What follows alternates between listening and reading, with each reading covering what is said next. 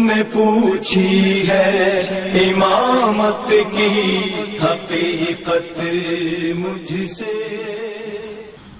رسول اللہ صلی اللہ علیہ وآلہ وسلم کے بعد چونکہ پہلا مرحلہ اب تکمیل پا گیا ہے، دین کامل ہو گیا ہے، تقنین مزید نہیں ہونی، تشریح نہیں ہونی، لہٰذا اب نہ ادارہ چاہیے تشریح قانون کے لیے اور نہ ہی کوئی نئی کتاب آسمانی اترے گی تشریح کے لیے، اور نہ ہی کوئی نبی مبعوث ہوں گے قانون شریعت کو اللہ تعالیٰ سے لے کر بشریت تک پہنچانے کے لیے۔ اس وجہ سے کہ پہلا مرحلہ تکمیل تک پہنچ گیا ہے، اب قانون سازی متوقف ہے، قانون نہیں بنانا مزید، بلکہ جو قانون بنا ہوا ہے اس قانون کی تنفیذ اور اس قانون کے اجراء اور اس کو عملی کرنا ہے، لاگو کرنا ہے معاشرے کے اوپر، اور اس کے لیے میدان سازی کرنی ہے۔ پس امامت در حقیقت الوہیت خدا، الوہیت اللہ کا نتیجہ ہے، چونکہ دین بنانا حاکمیت خدا ہے، امام بنانا حاکمیت خدا ہے، یعنی حاکم مسلمین و مومنین کا حاکم مقرر کرنا بھی اللہ تعالیٰ کا حق ہے، اور قاضی و فیصل متعین کرنا بھی اللہ تعالیٰ کا اختیار و حق ہے۔ جمہوریت میں بھی ایسا ہی ہے، جمہوریت بھی الوہیت ہی سے نکلا ہوا نظام ہے، لیکن اللہ کی الوہیت کا نتیجہ نہیں ہے بلکہ انسان کی الوہیت کا نتیجہ ہے، چونکہ مادیت، فلسفہ مادیت کے مطابق کائنات کو کسی نے خلق نہیں کیا، بس اللہ کی نفی کر کے، ذات حق کی نفی کر کے، خالق کائنات کی نفی کر کے یہ تصور انسان کے ذہن میں قائم ہوا کہ اس کائنات کا کوئی بنانے والا نہیں ہے،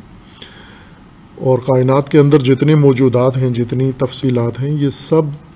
خود بخود ہوئی ہیں، ان کو کسی خالق کی طرف آپ نے منسوب نہیں کرنا۔ مادہ جو اصل اکائی ہے کائنات کی، اس کے اندر ذاتی خصوصیت ہے کہ یہ تبدیل ہوتا رہتا ہے، شکلیں بدلتا ہے، حیتیں اپنی بدلتا ہے، اور پہلی حالت سے دوسری حالت میں حالات کے مطابق گزرتا رہتا ہے۔ اس مسلسل تسلسل تغیر مادہ نے مادی تحول کو انسان تک پہنچایا ہے، پس انسان ارادہ الہی کا خالق نہیں ہے، یہ مبانی ہیں امامت کے اور جمہوریت کے، یعنی یہ مطلب کہ چونکہ ہر نظریے کو، ہر نظام کو ایک بنیاد کی ضرورت ہے، نظریاتی بنیاد کی ضرورت ہے۔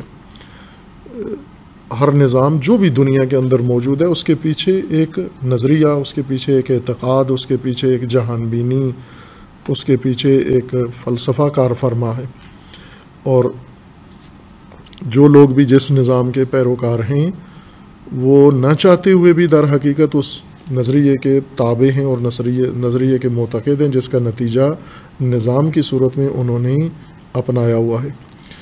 لہٰذا جو امامت کے معتقد ہیں، امامت کے قائلین ہیں اور اعتقاد رکھتے ہیں امامت پر، وہ لا محالہ اللہ کی الوہیت کے قائل ہیں، وہ لا محالہ اللہ کی خالقیت کے قائل ہیں، اللہ کی مالکیت کے قائل ہیں، اللہ تعالیٰ کی ربوبیت کے قائل ہیں۔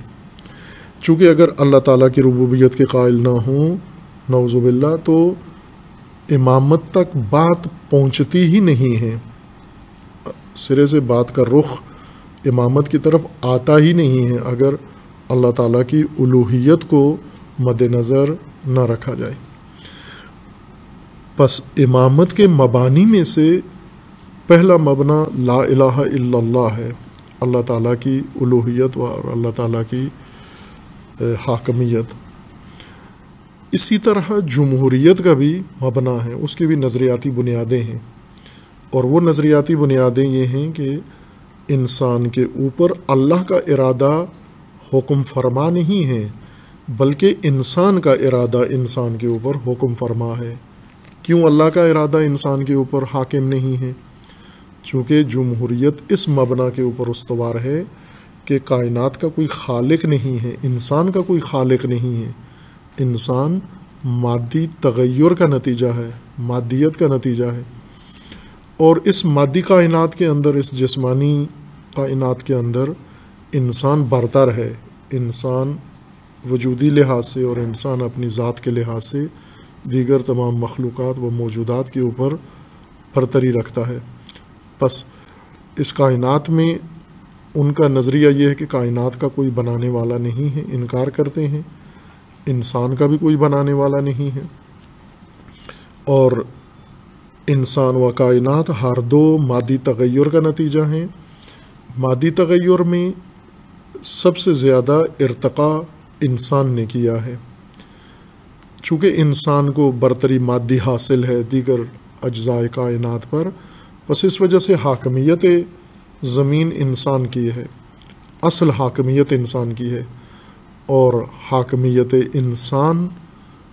کا مطلب یہ ہے یعنی الوہیت انسان، بس انسان الہ ہے، در حقیقت الہ کا درجہ رکھتا ہے۔ قانون بھی اپنے لیے خود بنائے گا، اس قانون کا نفاذ کرنے والا بھی اپنے لیے خود چنے گا،